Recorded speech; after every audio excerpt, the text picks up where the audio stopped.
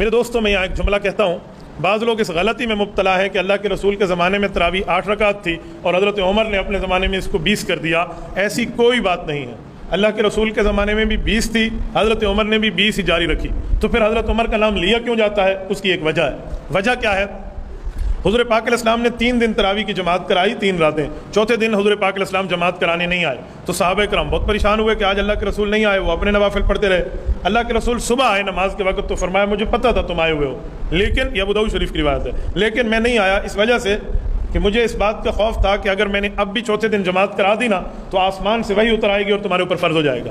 خشیت ان یکتب علیکم، صحیح بخاری میں ہے، مجھے اس بات کا خدشہ تھا کہ کہیں وہی آ جائے اور تمہارے اوپر فرض ہو جائے تو تم مشکل میں پڑ جاؤ گے، لہٰذا آپ گھروں میں پڑھو۔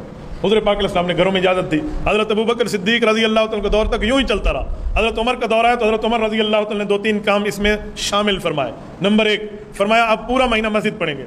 نمبر 2 پورا قرآن پاک پڑھیں گے۔ نمبر 3 باجماعت پڑھیں گے۔ نمبر 4 پورا مہینہ پڑھیں گے۔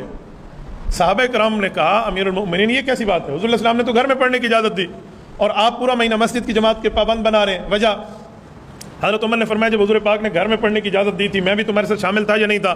کہ جی آپ بھی شامل تھے۔ تو کہا اللہ کے رسول نے کیا فرمایا تھا گھر جاتے وقت؟ کہ حضور پاک نے فرمایا تھا کہیں تمہارے اوپر فرض نہ ہو جائے، لہٰذا بہتر ہے کہ گھر میں جا کر پڑھو، وہی اترے گی تمہارے اوپر فرض ہو جائے گی۔ تو کہا ٹھیک ہے۔ اب حضور پاک چلے گئے دنیا سے، پردہ فرما گئے، جی پردہ فرما گئے، وہی ختم ہو گئی، جی وہی ختم ہو گئی۔ کہ اب وہی اتر سکتی ہے؟ کہ جی نہیں اتر سکتی۔ کہ یہی تو میری دلیل ہے کہ حضور پاک نے اشارہ دیا تھا جب تک میں موجود ہوں اور وہی اتر رہی ہے گھروں میں پڑھو، میں دنیا سے چلا جاؤں وہی ختم ہو جائے گی اور ختم نبوت ہوگی تو وہی اترے گی نہیں، پھر مسجد پڑھتے رہنا۔ کہ یہ حضور پاک کا اشارہ تھا۔ صحابہ نے کہا واہ کمال امیر المؤمنین، جہاں آپ کا دماغ پہنچا ہماری سوچ وہاں نہ پہنچ سکی۔ حضرت عمر کے کہنے پر یہ مسجد میں شروع ہو گئی۔ فرق یہ ہے پہلے گھر میں تھا اور اب ادھر ہے۔